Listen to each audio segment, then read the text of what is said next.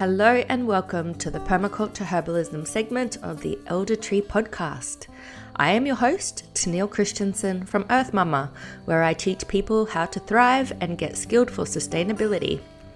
As an educator, kitchen witch, and plant lover, I welcome you to tune in as I interview permaculturalists from around the world. We will learn holistic ways of integrating plants into our homes, gardens, and communities for healing. Together, we will explore the art and science of this regenerative design system and harvest the collective wisdom. Permaculture offers a pathway to empower people to develop their lifestyles and landscapes. So let's discover how to grow and know plants with a purpose. Blake Hudson, also known as the Eartheartisan, is a leader in the world of permaculture consulting, design, and education. With a passion for utilising cutting-edge technology to conduct site analysis and read landscapes, Blake is able to provide tailored edible garden plans or green prints for clients seeking to grow organic food in their home gardens. From urban blocks to hobby lifestyles or homesteading farms and eco-villages, Blake's expertise extends both locally and internationally. In this episode, we discuss his earlier inspirations that led him on his path and the dogma of permaculture, as well as his commitment to accuracy and attention to detail with the use of drone mapping and sun surveyor for data collection. He has spent the past decade perfecting his design process, which has resulted in mentoring his students and personalising landscape manuals with prescribed plant collections that help people put the right plant in the right place at the right time. Blake is an avid plant enthusiast with a nursery, and he grows, harvests, and cooks with a diverse array of species from his very own garden of eating. He recently published a comprehensive resource, Tropical Food Plants, and talks about this field guide that he recently wrote. Beyond his fetish for making fertile soil, one of Blake's unique talents lies in his ability to retrofit ornamental gardens with food species, which is becoming a strong desire of many people who want to become more self-sufficient within the space that they already have without having to move onto a farm. He is particularly drawn to perennial plants such as bananas, which offer multifunctional benefits, and comfrey, which he considers to be his super healer for homegrown medicine. In addition to his expertise in permaculture, Blake has a deep understanding of various land practices, including broadacre regenerative farming, biodynamics, syntropic and market gardening, as well as biointensive and nutrient-dense gardening. His love for spreading the worms is infectious, and his love of practical workshopping in hot composting, food forestry, and banana circle management. Blake shares his knowledge generously through workshops and courses in collaboration with me. Beyond his work in permaculture, he is also a talented visual projection artist, lighting up the festival scene with passions from nature and inspiration from the psychedelic realm. In this interview, he invites you to his upcoming events and special festivals, including the Eco Fiesta and Rootbound, and is offering an opportunity to come along to his next workshop with a $100 discount for the special listeners here to the Elder Tree, and has also provided a link to download a free tropical planting guide. So without further ado, let's jump into the interview. I'm excited to be able to share this podcast segment with you. We are very close. Partners in life, in business in the past, and have children together, built a house together, and have a beautiful permaculture garden together. Yeah, thanks, Tennille. Thanks for having me. It is a beautiful morning. It's the birds, the rainforest birds in our home are singing their songs. All right, well, let's jump into the first question, which is, why is permaculture an important aspect of your life?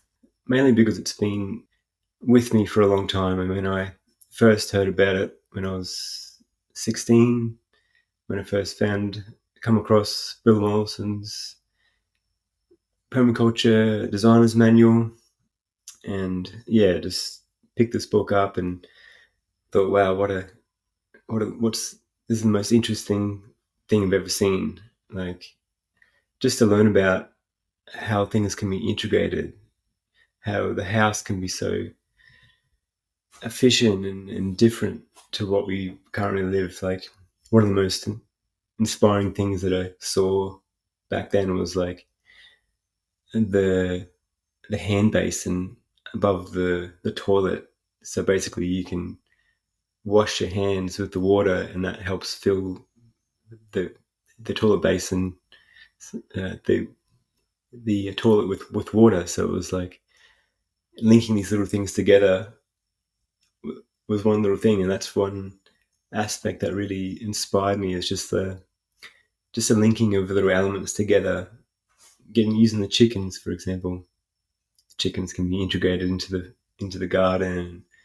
They're good for scratching and producing compost and fertilizing and weeding. And yeah, just permaculture has been a really inspiring thing for me for a long time. And yeah, there was a little seed planted in that book as a young man, and I didn't really act on it until I was around 25. So 2009, I did my first permaculture course up here in the Tablelands with Darren Doherty, and yeah, it was a really inspiring moment for me in that. And I did this course and just devoured everything. I was just like so inspired and learnt so much from it.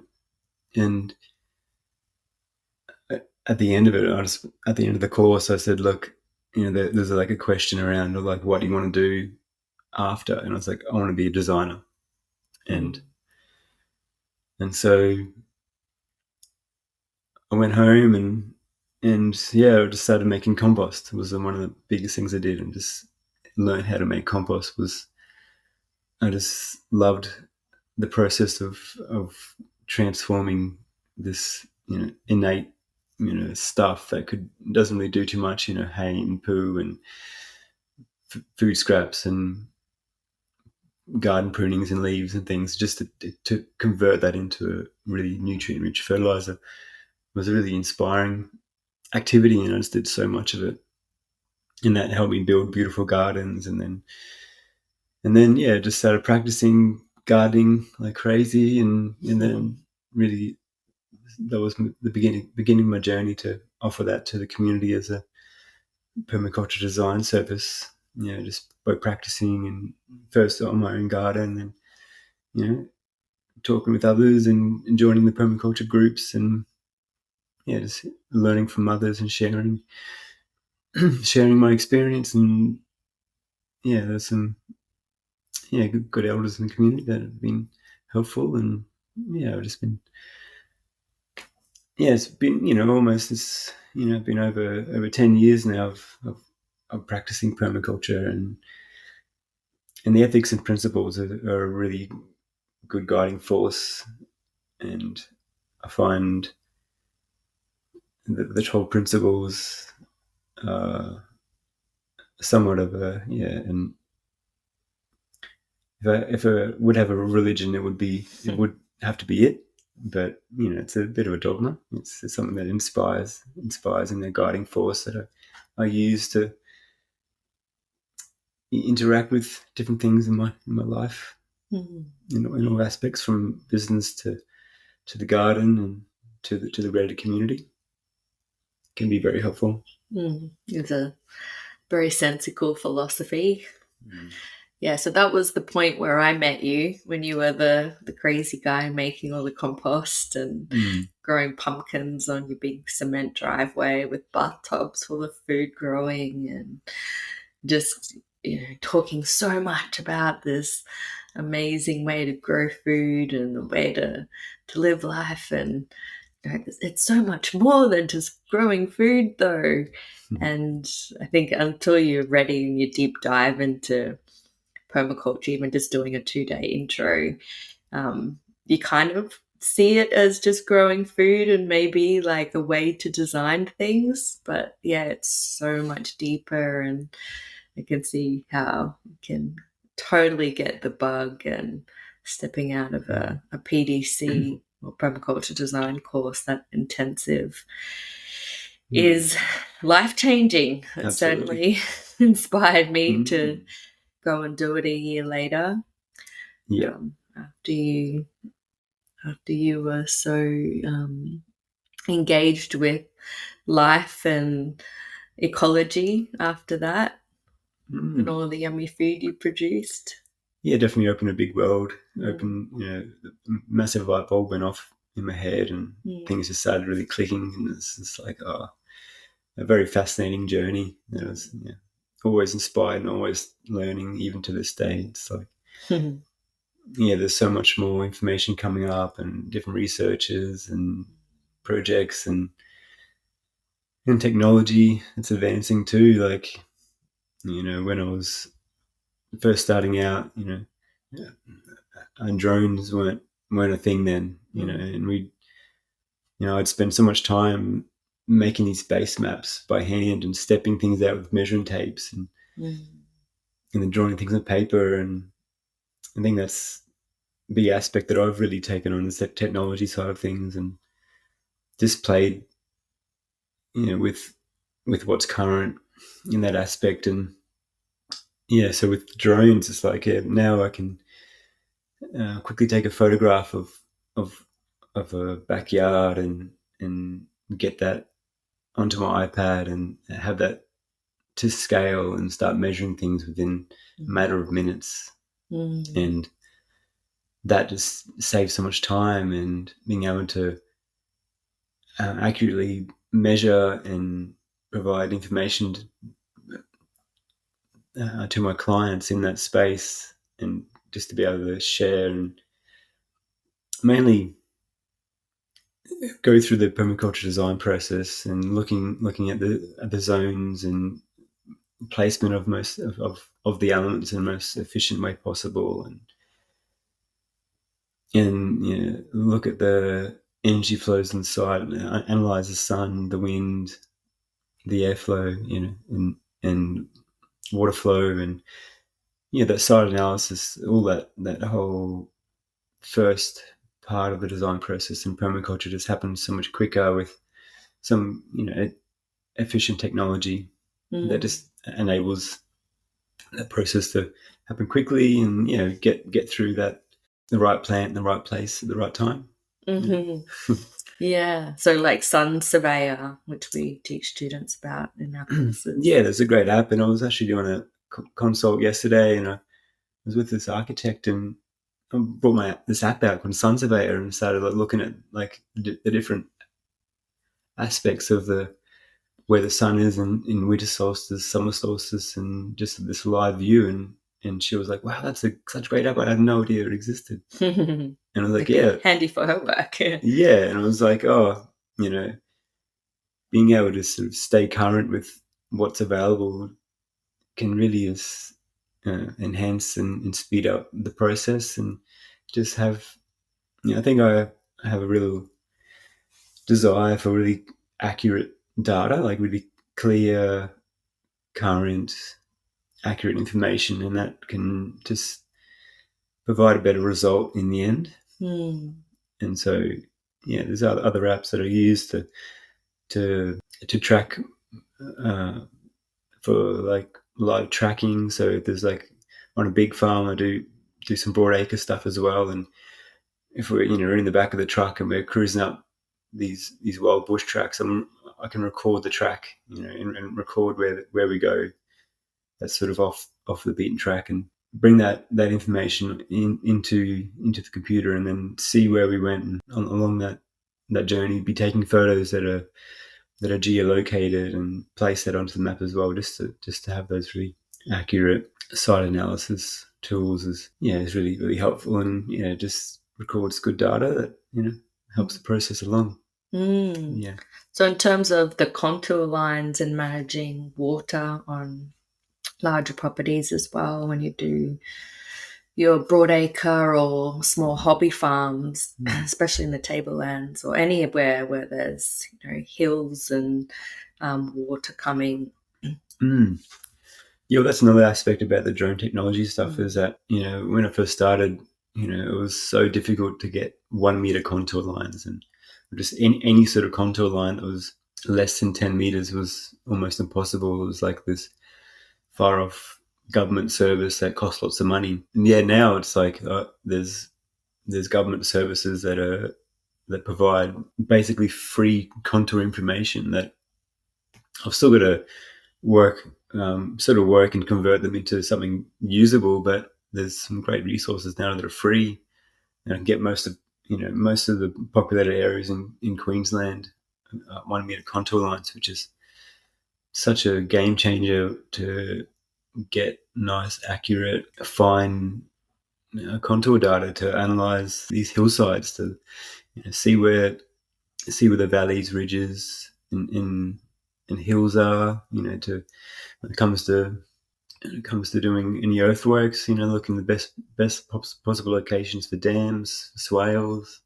Just slowing water. The earthworks, water management. As I said before, like to have this information quickly available, so we can make accurate, educated decisions quicker. That's the skill. That's the benefit of the time we have, this time of our lives, and in 2023, it's this great technology at the moment. And and it's also with the drones as well. So there's the free data online, and if that's not available, then I use the drone to then map the property. So take up to hundreds of, almost 1,000 photos, sometimes on large broadacre properties, and then stitch that together in a big it's called a photo mosaic, and that then can be converted into a contour data. So we can have up-to-date topographic information in photograph as an orthomosaic, as well as the contour lines overlaid on that, and then also with property boundaries, and so you can really have nice up-to-date contour information for that easy to go site planning and analysis that that was just unheard of a long time ago. And I'm glad you know what you're doing. And I think your merging of worlds of pre-PDC, where you have a diploma in media arts and visual arts. Multimedia. So you've got that technology base, you're already an artist, and then your capacity to take what we are trained in from the design perspective and understanding how to read landscapes, why that's important, and then once we've read it, how to actually harmonize and regenerate a landscape and meet the needs of the people and the land in terms of creating self-sufficiency. I've never met or seen a designer, apart from our teachers, but I think you've really been able to take it to the next level. And I personally have learned so much from you. I would still be in the watercolor stepping it out phase, which is a beautiful way to learn. And for the person who's wanting to gain these skills of understanding permaculture design and apply it to their own properties without becoming professional designers, that's definitely a really beautiful way to slow down and to read the land and do things from a DIY perspective. But your level of fine-tuning and the production of your personalized design reports for clients, I think is a really valuable handover for people to just then take that and start implementing and have a, I guess, so we talk about an architecture, so it says from a landscape design perspective, it's like a green print instead of a blueprint, a green print of, we're not using bricks and mortar, but using soil and plants. Yeah. Yeah, it's a really beautiful thing.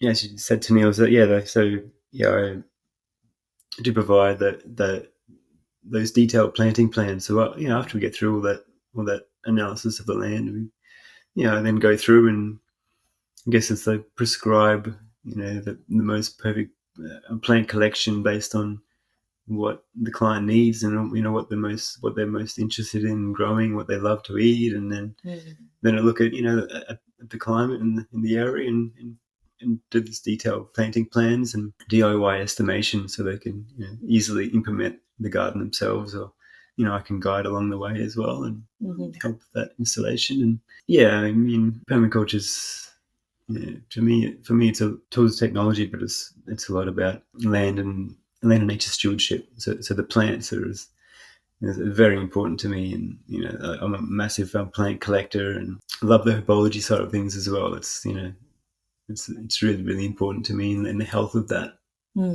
Yeah. And you've built this home for us. You want to talk about that a little bit? Your garden here? Yeah, so where we're currently living is, we've been here for about 6-7 years now, and it's my family home. And we bought a house here, and it's been slowly evolving, and my family's been here for over 20 years, and it's a big, beautiful garden, and we've been slowly, like, I guess, retrofitting it, and that's one of the important things about becoming into a garden, is that you most times in my cases that I'm doing like retrofit designs, and I'm changing the landscape to suit the new people that are there, and in a way that's harmonic and works with the current existing features. And so I'm doing a lot of that here. There's no real straight lines. There's no sort of, I'm trying to organize space as much as I can, but because the topography here is so irregular, there's there's so many curves in this space, so there's so much edge going on. So really looking at filling up all the nooks and crannies with lots of different herbs and ground covers, and there's already lots of existing fruit trees, so we're filling up those layers of the food forest with different vines and bushes and smaller fruit trees, and while we're trying to grow as many annual vegetables as we can, keep that annual rotation happening a bit as well, and with a big collection of perennials, all the different herbs and spices, and different root crops, whether they're perennial or annual, and growing as much food and medicine as we can. Yeah. So you sort of just answered the question 2, which is, how do you integrate plants specifically from a herbalism perspective into your home garden and community? That was a really beautiful way of just, of how that's embedded into our home garden. Yeah, well, because for over 13 years, I've been collecting as many different plants as I possibly can. So I've got a bit of a botanical library here of all the different perennials. Really, that's one of the most important things that I like to grow. So in permaculture, we're taught about the perennials, and perennials are the plants that don't die. So they grow all year round, and they mostly thrive through summer. And what I do is that I've got a nursery, so I'm going to do the plants for people. I also provide as many plants as I can that suit that design. So I've got a nursery, and I propagate all the perennials in there, and also I take those plants to the Koa markets the first Saturday of each month. Go there and have a little plant stall, and it's a great way to connect with the community.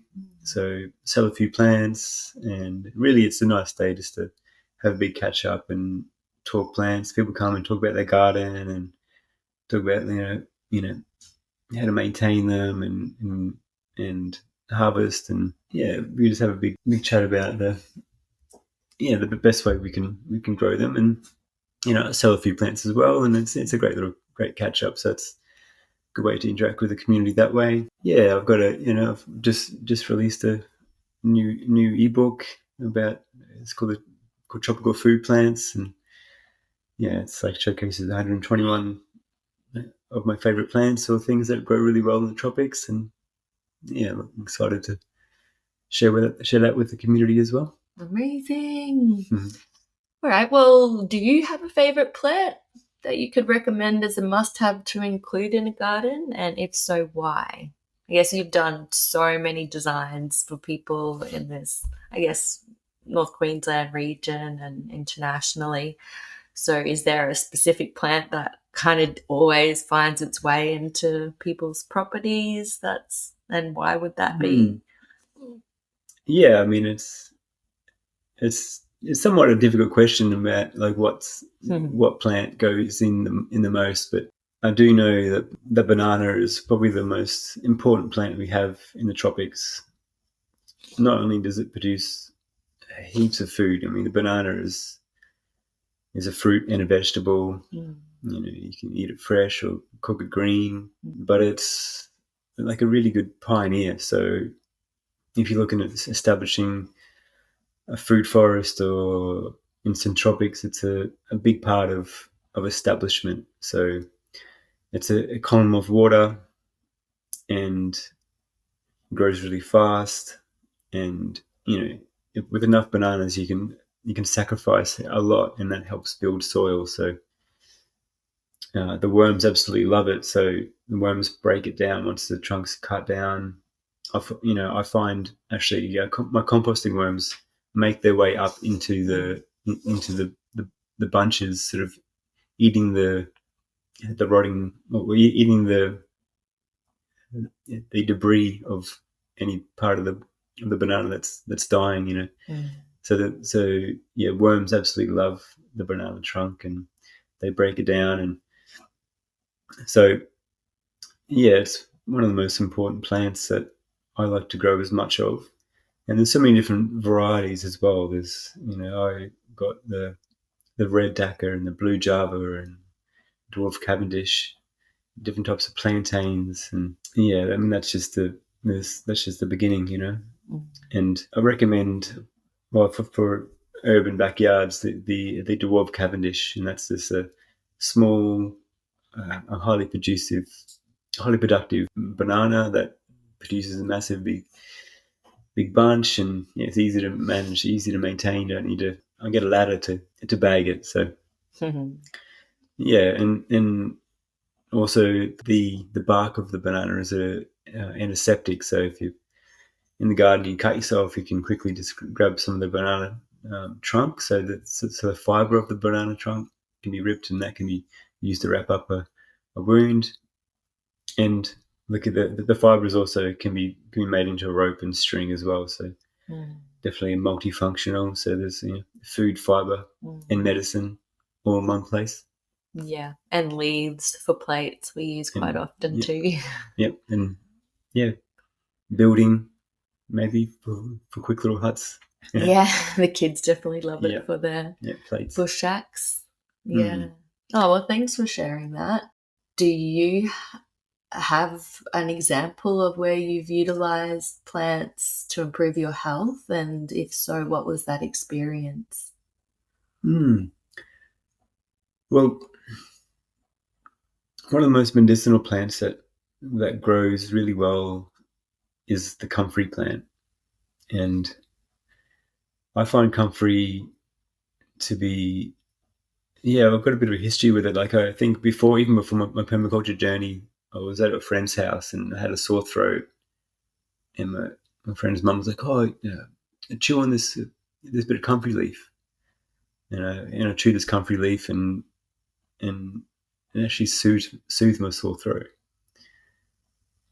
And then as time progressed, started growing in my garden, knowing I had the sort of memory of it being medicinal. But then learning more about it's also other name is bone knit, and it's ancient folklore about it used internally to help stitch bones together.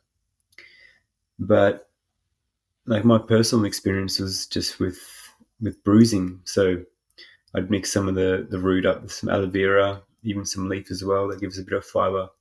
And just with the mortar and pestle, and just make a poultice with the comfrey, fresh comfrey, and use that to cover the bruise, or even even a wound. So it's a super healer. I forget the actual. There's a particular chemical in there that's not. It's quite rare, and it has a super healing property. So I've used it for wounds and for bruising, and it just I've had the experience of it just like healing the bruise within 24 hours. Like it doesn't. Nothing else heals things like this, like the comfrey plant, from my experience. It just comes with a bit of warning. So I've got, I've got maybe have sensitive skin, but basically what I did once was just use fresh, like pure comfrey root and leaf, and made a poultice, and then put that on one of my bruises, and it actually left it on there for 12 hours, and it gave me a big rash. So it can definitely be over. I think it has a potential of just being quite strong. So it's something you need to take precaution on not using too much of, and that's especially within internals. Using it internally is apparently not. Well, it's not. You can't legally sell a comfrey product in Australia to be taken internally, and that's because there's been some testing on it, and it can cause issues apparently. But I have used it internally. When I had a sore back, did some damage, I slipped a disc, slight damage on my back at some point, and I was taking it, internally, just a little bit of root each day for a few weeks. And was that as a tea, or were you chewing it? As a tea, yeah. Mm. So just a few slices of the root in some tea. Yeah, just to take internally, because I had with the folklore around it being a bone knit, and they used it internally. So I figured, it can't be too bad if I just use it with precaution and not too much of, and knowing what it's like on skin in large amounts. So yeah, and it's a great multifunctional plant. So the leaves are great in compost as well. It adds to my fetish of making a fertile soil. A few good leaves in compost help activate it, and that's because of all the minerals that are in it. So it's like this mineral accumulator. As a permaculture plant, we call these mineral accumulators. And yeah, so it has these deep roots that go down and mine all the minerals that are in the soil that aren't active to other plants. So it mines these minerals and provides them in the leaf to then be bioactive to the rest of the soil and the other plants. So yeah, so you can put those minerals in compost and become an activator. That's one of my favorite plants too. And so, but you figured out to put aloe vera gel with the root and the leaf, hey, and that reduces any rash or skin inflammation. Yeah, that's right. So it just stretches it out, so it's not so concentrated as a poultice. Yeah. And aloe vera also helps absorb. So aloe vera is one of the most absorbing plants on the skin. So rehydrates and soothes. And as aloe vera is also very medicinal externally and internally. So, yeah. And they look kind of similar. Like aloe vera has that sort of small clumping, similar leaf structure, but not so floppy, I guess. Way to describe it. Yeah. But as a sort of herbaceous plant. Yeah, aloe. Yeah, it has that cactus-like succulent. Yeah. So yeah, it's the comfrey can grow in the tropics, and also all the way down in temperate as well. So it has these. So, or maybe it's just subtropics. I'm not sure about too far down south, but it can. Up in North Queensland, it doesn't have as a big weed potential as it does down in the subtropics. I know Bill Mollison talked a lot about comfrey, and he was a big spruiker of it, and it's all through the books. And I have heard it just becoming a weed potential down in cooler areas because of it. Must prefer the cool a bit more, whereas up in the tropics, up here in the hot, wet tropics, it does tend to die back. It doesn't like the heat so much, which is probably a good thing, which means it's a bit more delicate and doesn't spread like crazy like other places do. So. It doesn't become a weed. Yeah, I've certainly seen in New Zealand where people are put into a vegetable garden. It's a bit like mint here, where if you make the mistake of putting mint into your vegetable garden, you can never get it out again. They say that about comfrey and cooler climates. Oh, and sometimes we put it in a chickpea or best sunflower batter and absolutely, yeah. It's like it's actually like a deep fried comfrey leaf, so like a battered into a batter and then fried.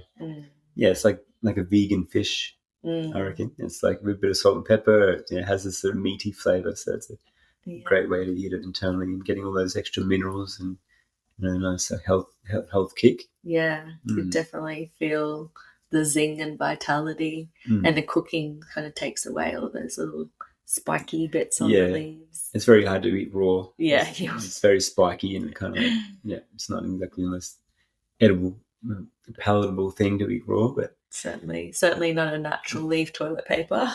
No, rubber plant's better for that. Oh, cool. Thanks for sharing, Blake. So, final question is, what is alive and thriving in your life right now? Yeah, as I said, I just released a new ebook, soon to be published as a printed copy. Is my tropical food plants. It's a handbook to tropical edibles. So it's 121 plants, but I've broken it up into plant profiles. So each plant has a profile, when it's what time of year it's fruiting, how big it is, what different shade tolerance it has, and a list of hot tips that I've collected over the years. So whether it's how to prepare the fruit, how good the fruit is, what the most medicinal properties of it are, how to plant it, how to maintain it, and also how long it takes to fruit. So I kind of see this guide as as a design tool. So it's something that I would have loved to have when I first started my permaculture journey. So what I started doing when I started up here is started making plant lists. And so this is like the ultimate plant list. And having all the profiles, on each page is maybe 6 or 7 profiles in each page, and there's about 30 or so pages. So there's over 100 plants, and so there's the fruit trees, and it's also all the perennials as well, and some information about food forests and also bananas, and there's a particular feature on bananas and how to build a banana circle. And which is leads me into the other thing that's alive and thriving is our intro to permaculture course coming up. So Tennille and I do this amazing 1 weekend permaculture, 2-day introduction to permaculture, and I go through my design process. So you learn about all the different apps and technology that I use for designing. And we go through our garden and look at all the different perennials and herbs and fruit trees. And this time of year, our annual veggie gardens are pumping. So, soon to be that we just put some seeds in, but the rain's kicking in. So hopefully they don't get too wet. And so alive and thriving is our garden. Always this time of year we're ramping up the annuals, getting back into having nice salad greens again. And amazing high pink tomatoes and beans and cucumbers, and harvesting all the sweet potato, and people really love the banana management, banana circle session, the hot composting. Yeah, that's right. So your worm farms teaching. Oh, spread the worms, guys. Got to spread the worms. So the worms are the most important part of the permaculture garden, as far as I believe. It's they help build and create the most perfect fertilizer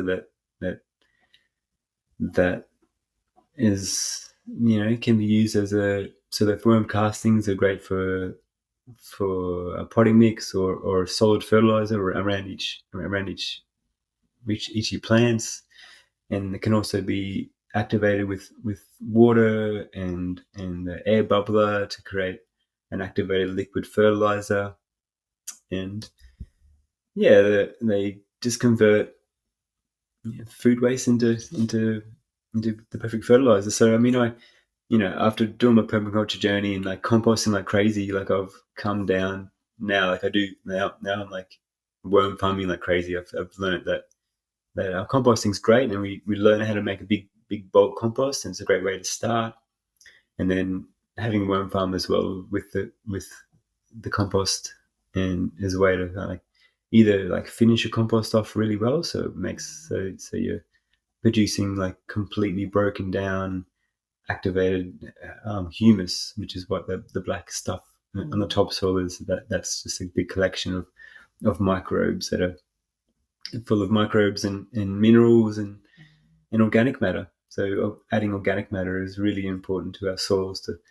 That's what houses all the life and feeds our plants. So, helps them thrive too. And then also like intro course. We do some great practicals like working with bananas, building banana circles, going through our market garden, learning how to remineralize, understanding a bit about soil, and super important. Turning that over, the different tools we use to prepare beds and plant out and mulching. Best time of planting with the moon. All those fundamental gardening tips that are just great way to start and get your garden beautiful and thriving and abundant and healthy. Well, should we offer something really awesome to the Elder Tree listeners to come along to our next course? It's May 6th and 7th, so it's pretty close. It's 2 weekends or so away. Yeah. Should we do something crazy, like offer a $100 discount? I reckon they deserve it. Woo! All right, cool. I'll put it in the show notes, so if people want to come and join us, they can do that with a $100 discount. It'd be great to have our listeners come to our intro to share that and see what we've got going in our place, and I'm sure they'll be inspired. Awesome. So did you want to add anything else in terms of alive and thriving? Because permaculture is a huge part of your life, but you're also a visual artist. So have you got anything to talk to on that in terms of your event season coming up?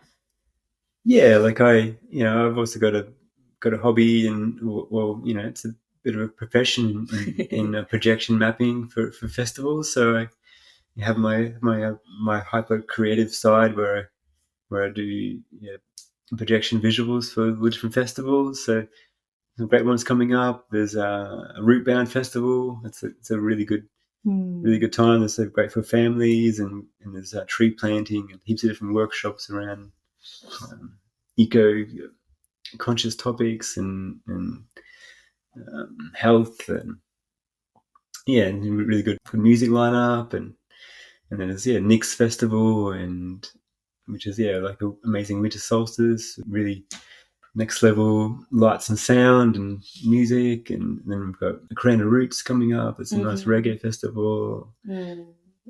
Hopefully we've got R&I again this year. That'd be amazing to go to the psychedelic realms.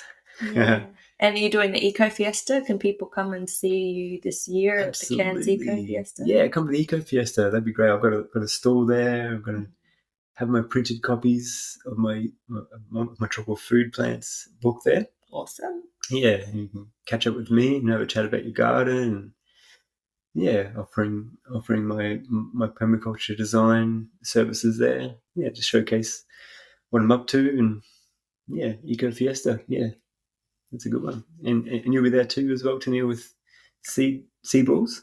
Yes, Samantha and I for Nature Kids will be doing seed balls, so you can meet us in different locations. It'll be a very fun annual event that we love to do. Thank you so much for joining me in the studio. We've done amazing time. So before we close off today, Blake, is there anything else that you would like to add or to share? It's really, thanks for having me. It's great to be able to share this information with you and with everyone that's listening, and just to get it's good to be able to sort of flesh out what goes on in my head and all the different things that I get up to, and I'm passionate about technology and the garden and merging those two things together to keep us healthy and have a beautiful home and a beautiful life together. And if you need to learn about any more about my website's ediblegardenplan.com. It's a nice one that I put together, and it's a new addition to a new chapter of my life and sharing all the good stuff. So I've got a blog there, and you can get my ebook from there as well. But when it's printed, you can also order it from there too. And great. Well, thank you for being the Eartheartisan and bringing your skills to our community and helping people with consultations and designing their dream properties to live this self-sufficient lifestyle and, support resilience within our communities here as far as food security and homegrown health and well-being. Yeah. It's awesome. So thank you and goodbye. Thanks.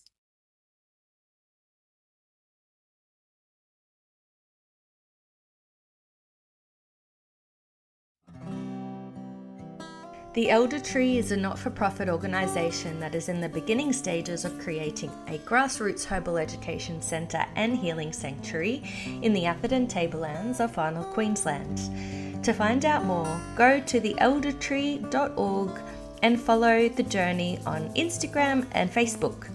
You can also donate to the Elder Tree via our podcast channel on Anchor or via the website. If you like the episode, we'd love you to subscribe. And if you know who we should interview next, drop us a line. See you next month, and in the meantime, may you grow them to know them and be blessed with good health and many plants.